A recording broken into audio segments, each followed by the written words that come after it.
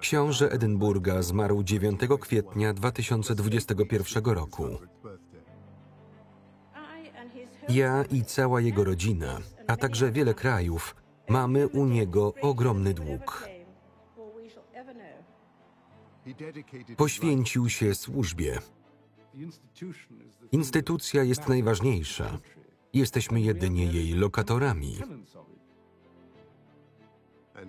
Unowocześnił monarchię. Wiedział, że jeśli monarchia nie słucha ludzi, może zniknąć. Kto jest najbardziej fascynującym człowiekiem XX wieku? Odpowiedź to książę Filip, Sean Connery i prezydent Kennedy. Był bezpośredni. Muszę trzymać język za zębami. I tajemniczy. Chronił swoją prywatność. Korzystając z wywiadów, ludzie pragną bliskości, uznają rodzinę królewską za wiarygodnych sąsiadów i archiwów z całego świata. Filmy są autentyczne. Nagrania zostały pokolorowane. Odkryjemy chwile, które go ukształtowały.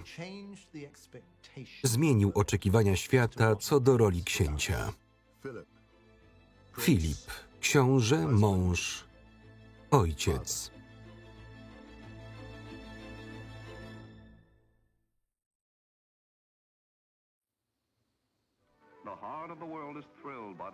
Królewski ślub niesie ze sobą aurę romansu.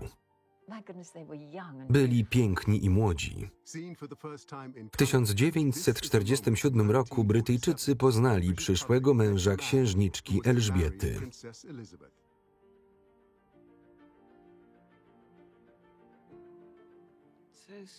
Uroczy młodzi ludzie. Był zdolnym, przystojnym oficerem marynarki. Para godna Hollywood. Wyglądał na pewnego siebie. Ona stawiała czoło prasie, ale on ją uspokajał.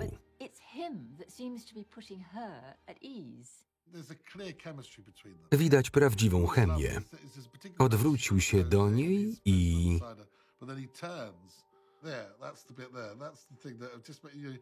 powiedział coś niestosownego. Rozbawił ją. Starała utrzymać się w ryzach.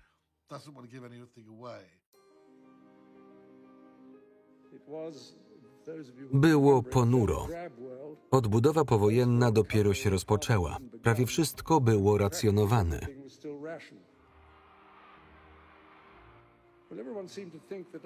Uważano nasz ślub za radosne wydarzenie, które rozjaśniło powojenny mrok.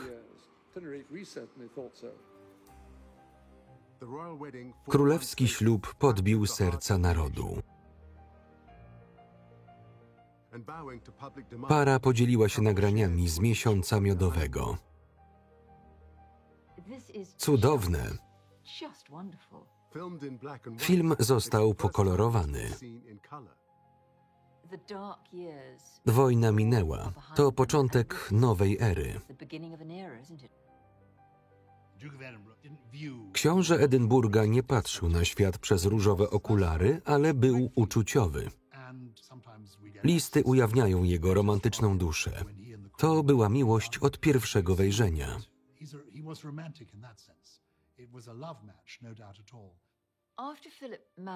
Po ślubie napisał do królowej matki: związek z Lilibet jest jedyną rzeczą na świecie, która jest dla mnie całkowicie prawdziwa.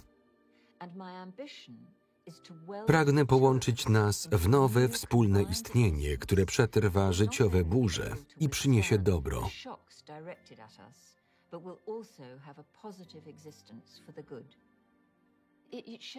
Filip nie był wylewny.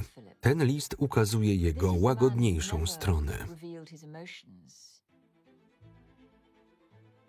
Na początku łączył małżeństwo z marynarką. W 1938 roku miałem 17 lat.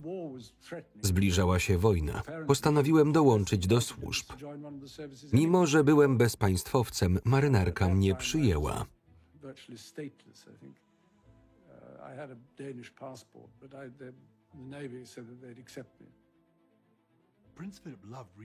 Filip uwielbiał historię wojskową. Przeczytał kilka biografii Napoleona. W jednej z nich natrafił na interesujące stwierdzenie. Jeśli chcesz zrozumieć człowieka, powinieneś wiedzieć, jaki był świat w roku, w którym skończył on 21 lat. Książę skończył 21 lat w 1942 roku. Odzwierciedlał wartości, postawy i poczucie humoru pokolenia wojennego. Służył bardzo dzielnie przez całą wojnę. Filip wrócił do Królewskiej Marynarki Wojennej niemal natychmiast po ślubie. Miał blond włosy, których nie widać było dobrze na czarno-białych zdjęciach. Był niezwykle przystojny i odnosił sukcesy. Łatwo zrozumieć, dlaczego królowa się w nim zakochała.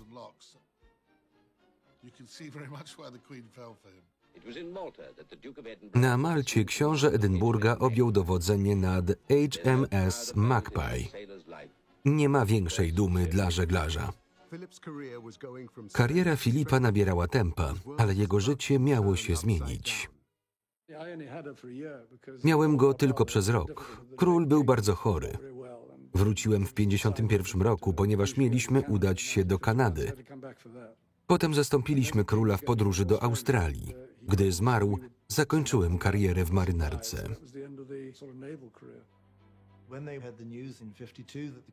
Jego świat się zawalił. Nie mógł dłużej służyć w marynarce wojennej. Przeżył szok.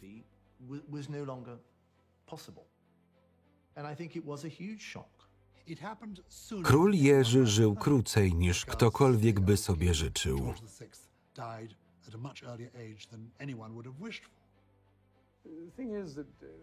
Stało się to znacznie wcześniej niż przypuszczaliśmy.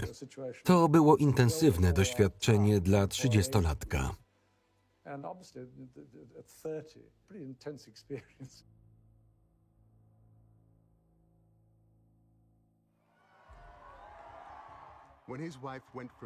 Gdy Elżbieta II została królową, jej praca stała się priorytetem. Na początku było mu trudno. Zawsze stawiał na swoim. Chciał zmienić sposób, w jaki zarządzano pałacem Buckingham, ale napotkał zacięty opór.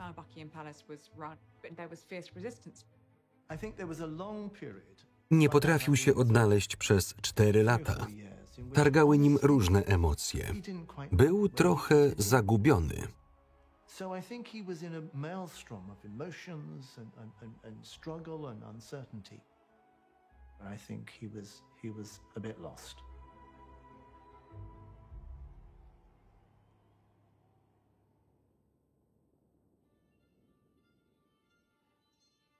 W 1956 roku Filip wyruszył w podróż, która zmieniła jego życie.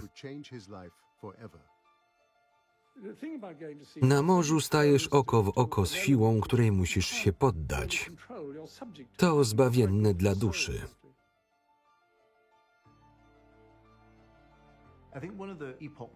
Jednym z przełomowych momentów dla księcia Filipa była podróż w 1956 roku.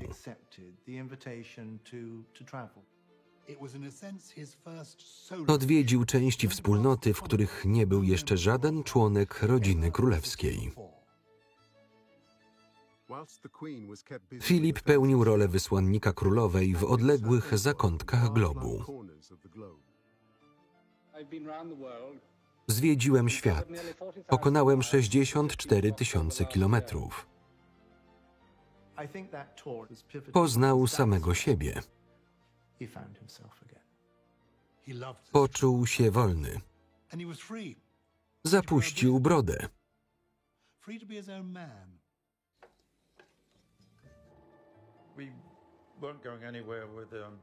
Nie musieliśmy stroić się i paradować. Mogliśmy zapuścić brody bez pytania o zgodę. Zorganizowaliśmy nawet konkurs na najlepszą brodę. Kiedy dotarliśmy na Antarktydę, przywitał nas wielorybnik. Filip wisiał w koszu. Książę Filip przeniósł się na statek starą marynarską metodą. Był prawdziwym marynarzem, zawsze chętnie się angażował. Grał z załogą w hokeja. To była niebezpieczna gra, dochodziło do złamań. Często pytał nas o samopoczucie. Zawsze pracował lub czytał.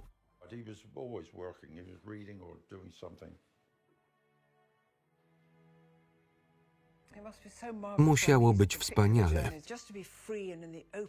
Czuli się wolni, oddychali świeżym powietrzem, przechodzili przez strumienie. Był zafascynowany ptakami, robił im zdjęcia.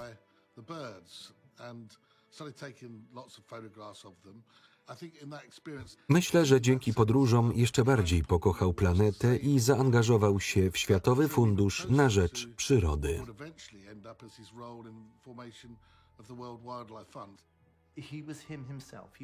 Był sobą, nie podążał za królową. Myślę, że czuł powołanie. Filip spędził 2 miesiące z dala od rodziny. W Boże Narodzenie książę Filip był w najdalszym punkcie swojej podróży.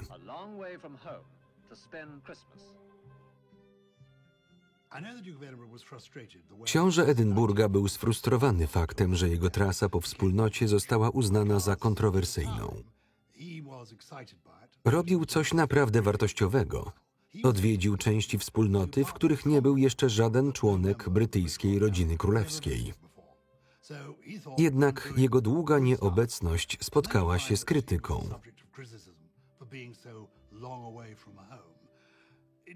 Nie rozumiał tego. Jako członek marynarki wojennej był przyzwyczajony do długich służb. Dlatego frustrowały go pytania o nieobecność.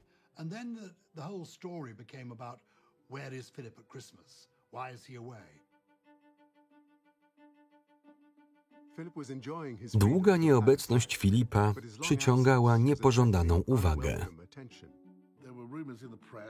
Pojawiły się plotki o zgrzytach w królewskim małżeństwie.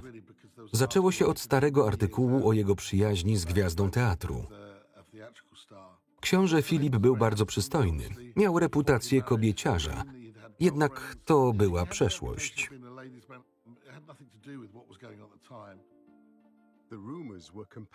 Plotki napędzał skandal rozwodowy. Komandor porucznik Michael Parker, sekretarz księcia, zrezygnował. Nie mam wieści. Parker był przyjacielem Filipa. Razem imprezowali. Gdy żona Mike'a złożyła pozew o rozwód, pojawiały się plotki o problemach w królewskim małżeństwie. Media były natarczywe i bezczelne.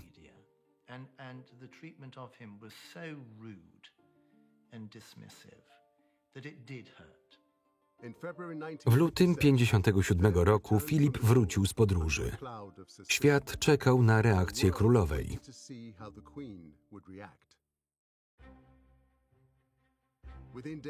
W ciągu kilku dni nadała mu tytuł księcia. Burmistrz Londynu powitał Filipa w Mansion House. To jego pierwsze spotkanie jako księcia.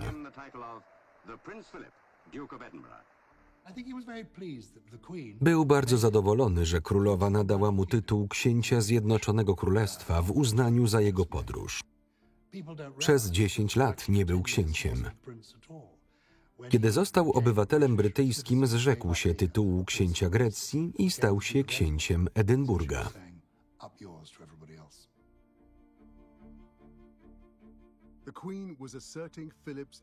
Królowa podkreślała wartość Filipa wbrew plotkom.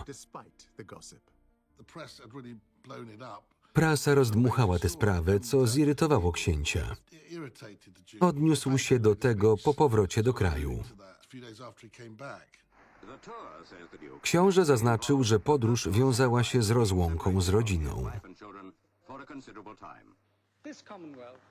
Nasza wspólnota powstała dzięki oddaniu ludzi. Jestem gotów poświęcić wiele, aby przyczynić się do jej dobrobytu.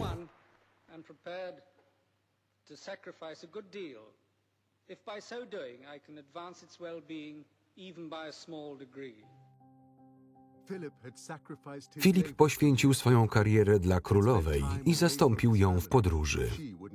Gdy wrócił, pomagał w opiece nad dziećmi. Królowa była głową państwa, ale książę Filip był głową rodziny. To świetnie się sprawdzało. Był oddanym ojcem. Pragnął, by dzieci miały radosne i bezpieczne dzieciństwo, mimo tego, że ich matka była królową, a on księciem Edynburga. Kolejną atrakcją jest pokaz konny w Windsorze. Ależ słodkie. Spójrzcie na Annę. Widzimy go w roli troskliwego opiekuna. Nie kojarzymy go z takim zachowaniem.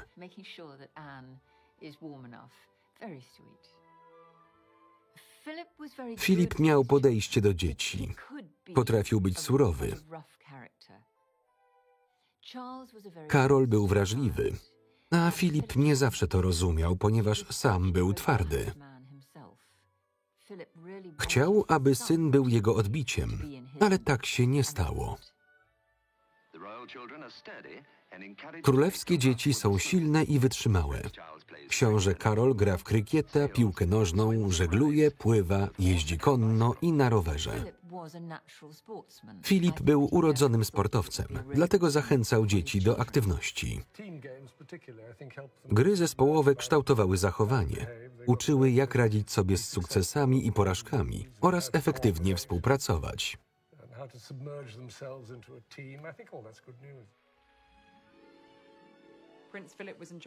Filip wybierał szkoły. Posłał księcia Karola do Gordonstoun. Przekonał do tego królową. Dziedzic tronu będzie uczęszczał do Gordonstoun, uczelni swego ojca. Karol będzie mieszkał w internacie i biegał o świcie. Młody książę nie był przekonany do tej szkoły ze względu na jej spartański rygor. Sądził, że Karol nabierze formy i wytrwałości psychicznej. Stało się inaczej.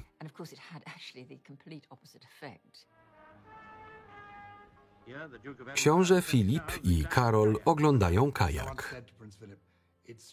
Kiedyś powiedziałem księciu Filipowi, że moim zdaniem książę Karol jest do niego bardzo podobny. Chodzili i mówili w ten sam sposób, mieli podobne zainteresowania.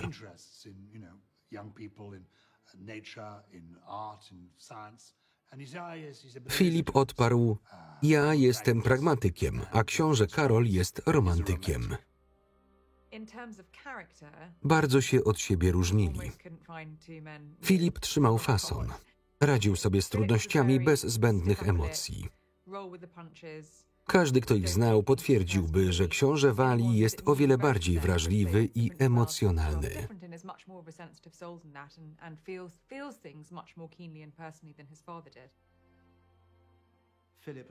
Filip uwielbiał swoją szkołę. Karol jej nienawidził.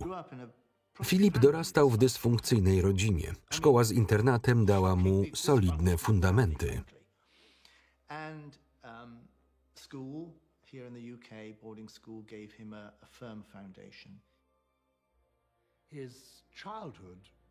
Miał nietuzinkowe dzieciństwo. Jego dziadek, król Grecji, został zamordowany, a rodzice wygnani, gdy Filip był jeszcze małym chłopcem. Zamieszkali w Paryżu, nie byli majętni. Później jego rodzice się rozstali. Jego ojciec zamieszkał z dziewczyną we Francji, a jego matka trafiła do kliniki po załamaniu nerwowym. Już w młodym wieku postanowił, że nie wejdzie w rolę ofiary. Skupił się na przyszłości. Potrafił nawiązać autentyczne relacje i zmienić podejście społeczeństwa do monarchii. Pragnę wykorzystać moją pozycję dla dobra kraju. Staram się robić wszystko, co w mojej mocy, aby pomóc społeczeństwu.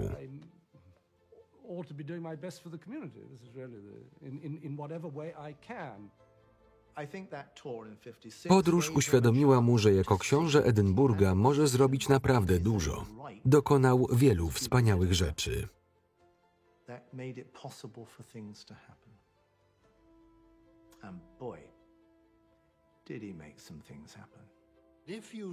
Byliśmy pod wrażeniem jego energii i pracowitości. Zostałem przewodniczącym apelacyjnym NPFA. Podobało mi się, że Filip codziennie przychodził do biura i zajmował się bieżącymi sprawami.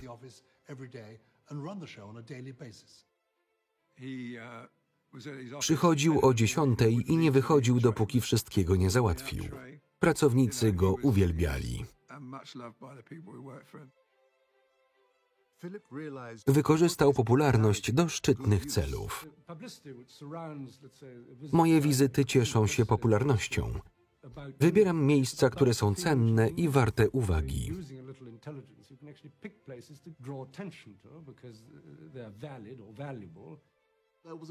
Królowa wzbudzała podziw, a Filip wchodził w interakcję.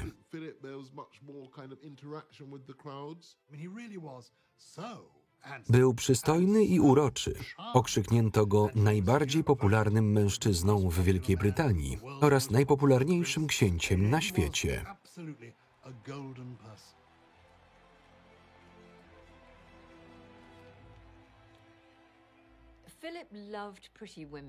Uwielbiał piękne kobiety. Był flirciarzem.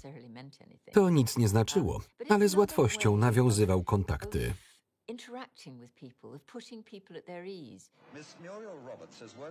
Książę rozmawia z pracowniczką Muriel Roberts.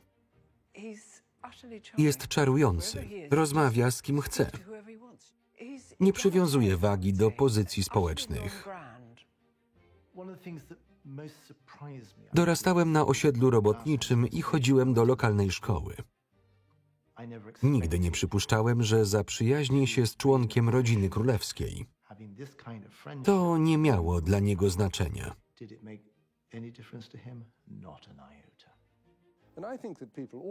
Ludzi powinno się oceniać na podstawie tego, kim są i jak się zachowują.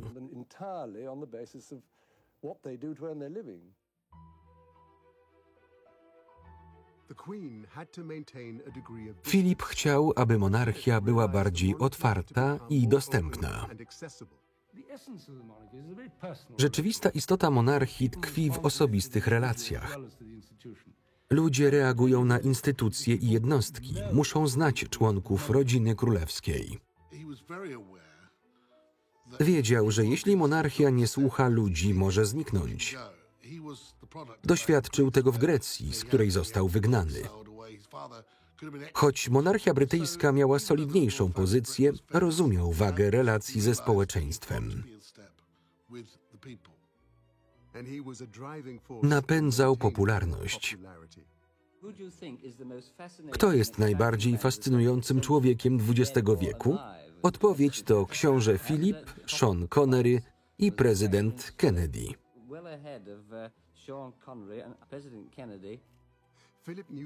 Filip wiedział, że media są kluczowe dla przyszłości monarchii. Rozumiał, że mogą uczynić ją bardziej dostępną. Jako pierwszy członek monarchii poprowadził program telewizyjny w 1957 roku. 40 minut na podróż dookoła świata. To będzie szybka wycieczka, ale mam nadzieję, że zobaczycie wiele nowych miejsc i rzeczy. W 1961 udzielił pierwszego wywiadu telewizyjnego. Zorganizowano 10 000 wydarzeń. 5 milionów zaangażowanych ludzi. Dobrze liczysz. Tylko czytam. Filip podniósł rangę monarchii poprzez liczne wystąpienia. Nasz gość przyleciał do nas z Londynu. Powitajcie jego królewską wysokość księcia Filipa. Australijscy widzowie poznają księcia Filipa. Potrafił debatować, był bezpośredni. Co uważasz o południowej i północnej Walii? Jesteś Walijczykiem? Tak. Widziałeś je? Tak. Co uważasz? Myślisz, że należy to powtórzyć? Nie. Ja też. Książę Filip był bezpośredni. Zawsze odpowiadał szczerze. Mawiał, że nie musimy się we wszystkim zgadzać. Jak rozumiem, chcesz promować monarchię i dbać o jej wizerunek.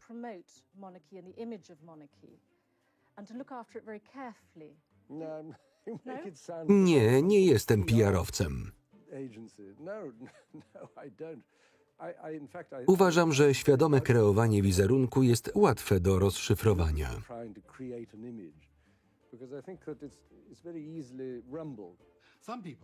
Niektórzy uważali go za opryskliwego. To nie był jego cel.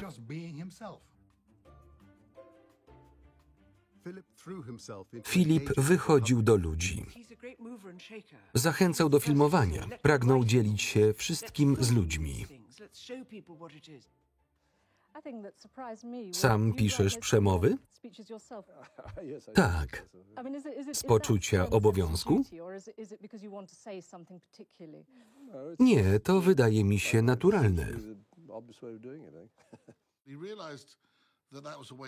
Wiedział, że to dobry sposób na nawiązanie kontaktu z publicznością. Jak bardzo można się odsłonić, jednocześnie zachowując tajemniczość rodziny królewskiej?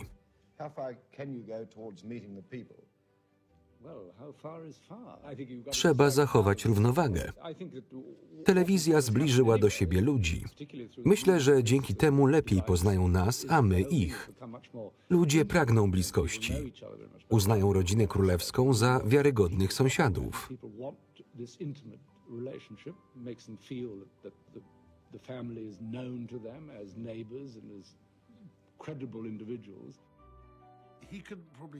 Nie przewidział, że gdy wpuści się media do swojego prywatnego życia, one będą chciały wejść w nie jeszcze głębiej.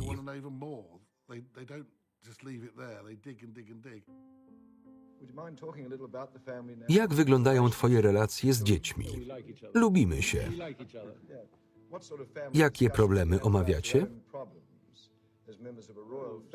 Różne. Jakie? To temat na prywatną rozmowę. Kilka tygodni temu rozmawiałem z księciem.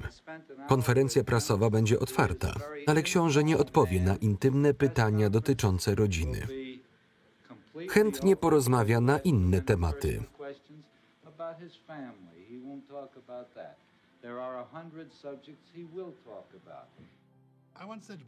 Kiedyś powiedziałem Filipowi, że to on sprowadził media. Natychmiast odparł, że są one niezbędne w pracy. Telewizja była nowością w latach 50. Chciał ją wykorzystać, aby mówić o projektach, a nie o sobie. To była jego zasada.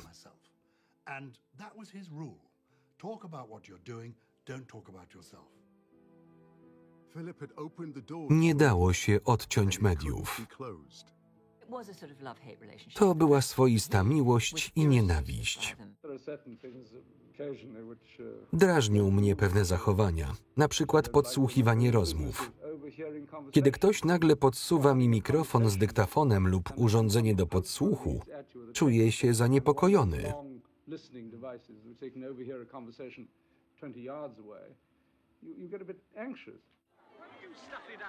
Schowaj to.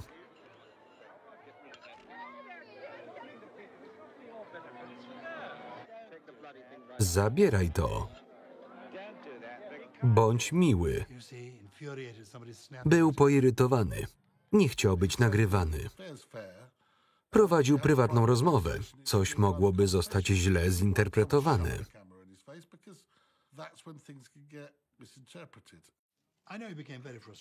Brytyjska prasa irytowała go swoim podejściem. Wiedział, że skupiali się na jego gafach, które natychmiast zamieniali w nagłówki.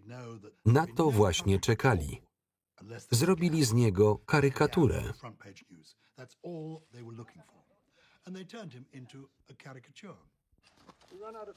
Skończyłeś? Spontaniczne rozmowy Filipa i jego talent do wpadania w kłopoty zapewniały świetne nagłówki i zdefiniowały jego wizerunek. Krytykowano go, ponieważ jego uwagi bywały niepoprawne politycznie.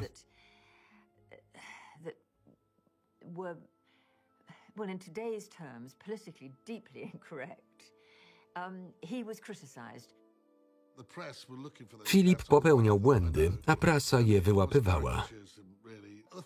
Jego komentarz o skośnych oczach był jednym z nich. Wiedział, że mówi niewłaściwe rzeczy.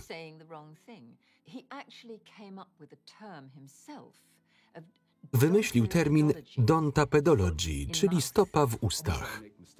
Popełniam błędy. Muszę trzymać język za zębami.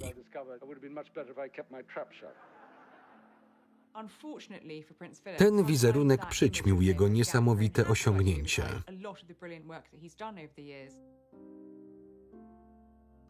Prasa dręczyła całą rodzinę. Jak uchronisz najstarszego syna przed mediami?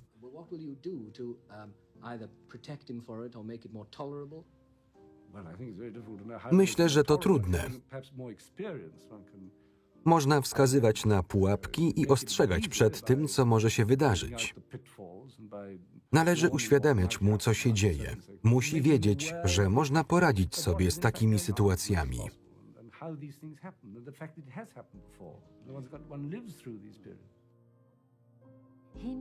Rozumiał, że tylko osoby o silnym charakterze są w stanie przetrwać krytykę.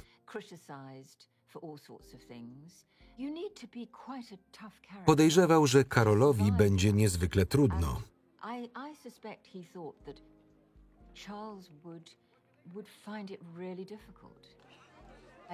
Nikt nie mógł przewidzieć tego, co się wydarzyło w latach 80. i 90. Media relacjonowały rozpad małżeństwa Karola. Książę i księżna Walii zachowali zimną krew. Media powodują problemy. Mają kłopoty jak wszyscy. Dajmy im spokój.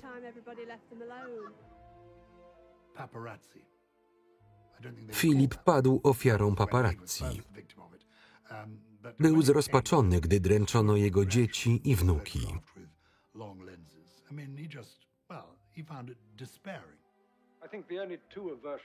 Denerwują mnie autorzy plotek, którzy nie trzymają się faktów i kierują się złymi intencjami.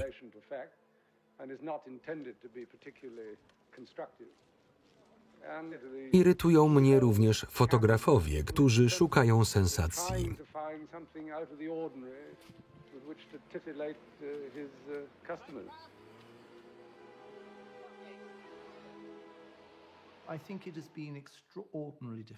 Trudno mu było patrzeć, jak niszczono jego rodziny, a szczególnie księżną Dianę, która była mu niezwykle bliska. To właśnie on pomagał jej zaaklimatyzować się w rodzinie, ponieważ kiedyś przechodził przez to samo. Wiedział, że prasa pragnie atakować, szydzić i wyśmiewać rodzinę królewską.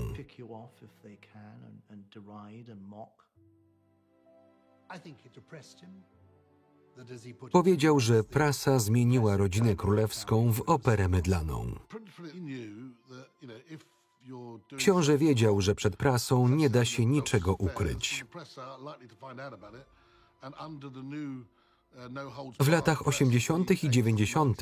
nawet romanse trafiały do gazet. Choć nie darzył prasy i dziennikarzy sympatią, rozumiał, że wykonują swoją pracę. Jego rodzina musiała być ostrożna, aby nie mieli o czym pisać.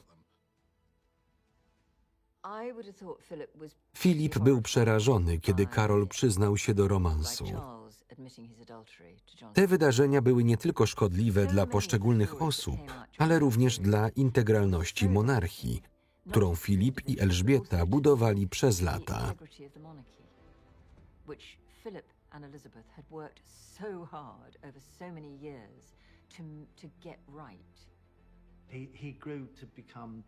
Książę stał się przygnębiony i nieufny. Podczas naszej podróży do północnej Grecji w prasie pojawiły się zdjęcia Fergie i jej doradcy w dwuznacznej sytuacji, wywołując skandal ssania palców u stóp.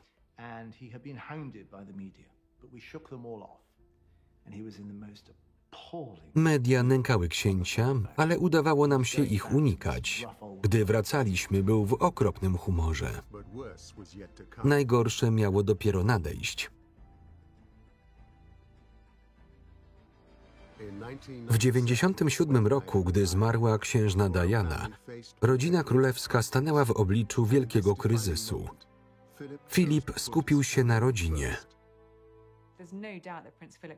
Filip czuł, że musi chronić i pocieszać Williama i Harry'ego, którzy stracili matkę w okropnych okolicznościach. Jego działania zostały źle zinterpretowane. To nie był jego pomysł. Tradycja nakazywała członkom rodziny królewskiej iść za trumną. Początkowo książę Filip nie miał brać w tym udziału, ale zaproponował księciu Williamowi, że będzie szedł obok niego, a William się zgodził. Był to przejaw życzliwości i gotowości do wsparcia księcia, wbrew temu, co sugerowały media.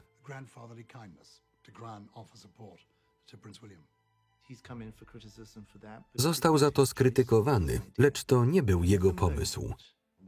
Książę Filip nie przypuszczał, że kamery uchwycą moment, w którym pociesza księcia Williama. Już na pierwszy rzut oka widać, że próbuje pomóc swojemu młodemu, wrażliwemu wnukowi przejść przez tę okropną sytuację.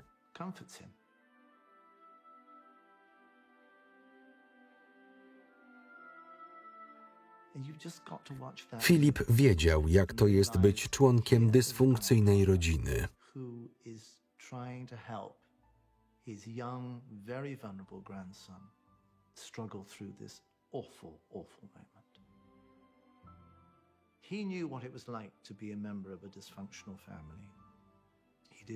Chciał chronić swoich wnuków za wszelką cenę.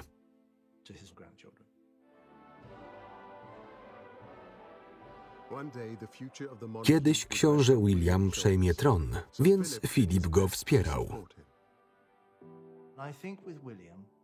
Dzięki królowej i księciu Filipowi, William zrozumiał, że jego życie mogłoby się skomplikować ze względu na jego przeszłość. Dali mu solidne fundamenty, których owoce widać do dziś.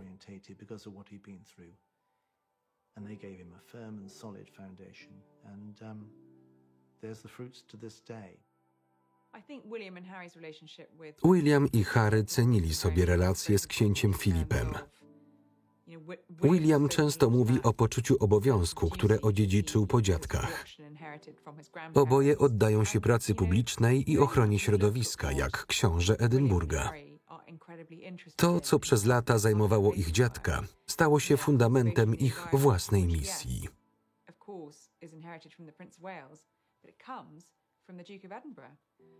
Those things he was interested in for years have become the cornerstones of his grandchildren's work now. W 2017 roku książę Filip postanowił przekazać stery następnemu pokoleniu i wycofał się z życia publicznego. Ostatnie oficjalne wystąpienie księcia Filipa na dziedzińcu pałacu Buckingham poruszyło wiele osób. Każdy detal odzwierciedlał niezwykłe cechy księcia.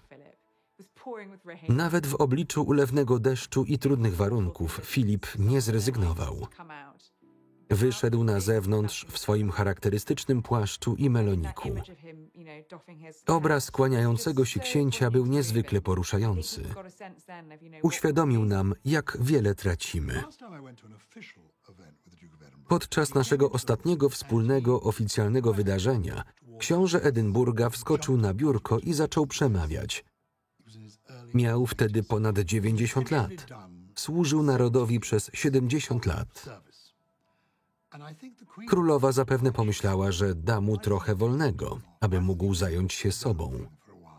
Gdy królowa wyraziła zgodę, Filip na to przystał. Królowa poświęciła całe życie służbie i nie zrezygnowałaby z niej. Bez księcia Filipa byłoby jej znacznie trudniej. On zawsze ją wspierał.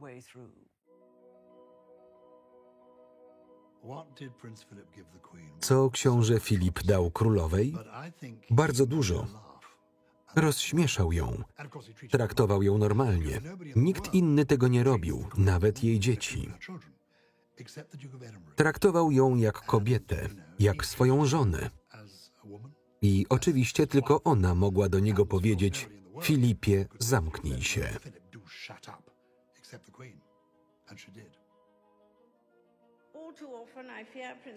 Książę Filip musiał wysłuchiwać moich przemówień. Często omawialiśmy moje wystąpienia. Zawsze bezpośrednio wyrażał swoje zdanie.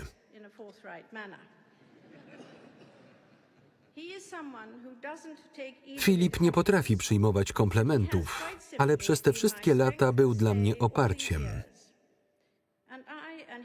Ja i cała jego rodzina, a także wiele krajów, mamy u niego ogromny dług.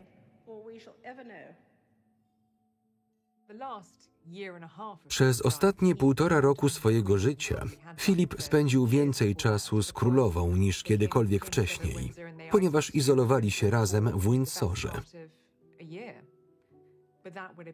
Wspólnie spędzony czas przed odejściem Filipa musiał być dla niej niezwykle cenny. Książę Filip zmarł 9 kwietnia 2021 roku. Na pogrzebie jego rodzina szła za trumną. W miarę upływu lat Karol i Filip zbliżyli się do siebie. Byli gotowi przebaczyć sobie nawzajem.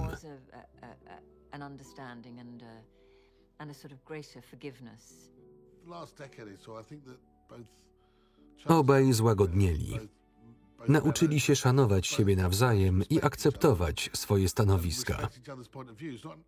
Nie musieli się zgadzać, aby się szanować. Karol odwiedził ojca w szpitalu.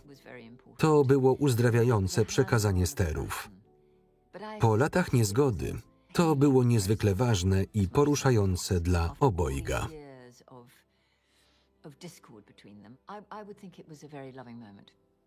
And an important moment for both of them, actually. As you can imagine, my family and I miss my father. Ogromnie tęsknimy za moim ojcem. Był kochanym i cenionym człowiekiem. Rodzina straciła męża, ojca i dziadka, a naród najdłużej służącego królewskiego małżonka. Jak mawiała królowa, żałoba to cena, którą płacimy za miłość. W trudnych chwilach zawsze szła naprzód, nawet podczas pandemii. Przedstawienie musi trwać, a ona jest królową na całe życie. Książę Filip nie chciałby, aby rozpaczała. Zmienił oczekiwania świata co do roli księcia. Wprowadził do niego więcej łagodności, fascynacji i radości.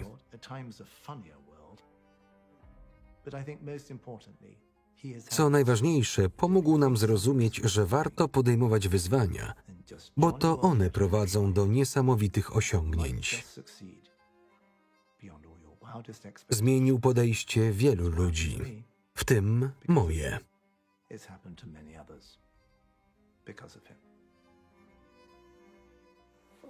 To nie rola, a sposób życia. Zawsze robiłem to, co uważałem za sensowne. He'll be remembered Był as a odważnym, wspaniałym liderem. marvelous leader. His view of Zawsze myślał o innych. and out, not down and in. There was no way I could say to Na him, pytanie o spuściznę odpowiedziałby: ja nic nie zrobiłem. To zasługa innych.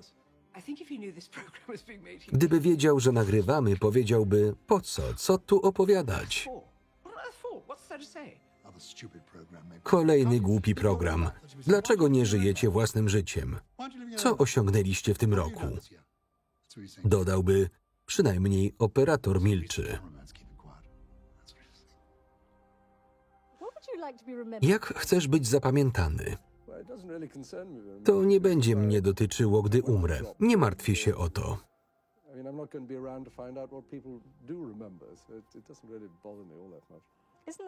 Z czego jesteś dumny?